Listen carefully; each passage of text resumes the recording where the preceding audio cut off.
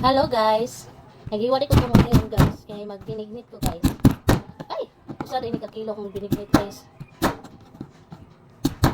Wala lang guys. Iganahan lang kung magbinignit karon. Kaya wala lang tayo duty. So, magbinignit lang sa ko. Ugma pa ko manglaba guys. Pahuway lang sa karon. Magbinignit lang sa karon. Maguna-una ko binignit guys. Kaya kakanuno na kay ko binignit. Gusto din ikakilo ang ako ang bigkuan guys kanang kamuti. Mahala guys, oy. Mahalan ko guys kay tag 75 ang kilo. Nya. Ang saging po guys kay tag 70 ang kilo. Usa po ni siya ka kilo guys, tara guys. Ang kamuti usa ka kilo 75. Kay gusto mo dito mo kaon. Ato na lang piyungan ang price. Samot na ni ka kuan. Kamahal na adlaw guys. Samot yun ni kamahal ang saging ug kamuti. Dagan-dagan po din usa ka kilo guys. May ubay din guys. Uy, wala misa. Ako ipakita ninyo guys sa kadaghan ang kamote. Mga 8 man siguro to niya. Ako naman yung nahiwa-iwa guys.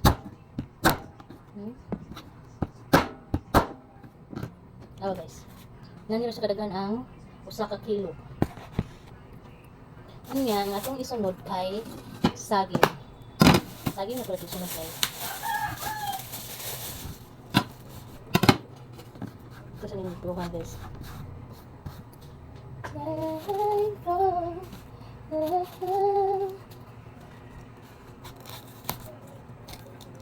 Ito kabaw guys.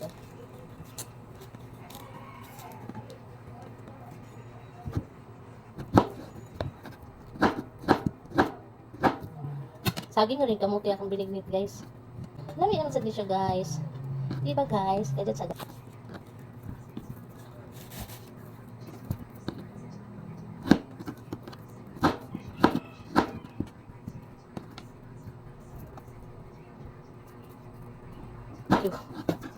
kiwaw kayo guys. Sama dyan kamuti rin kiwaw kayong dagiwa. Ganit.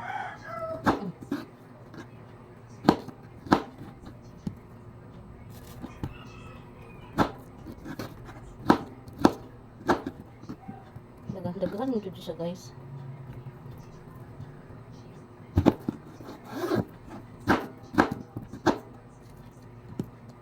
Nara guys, ang usa ka kilo.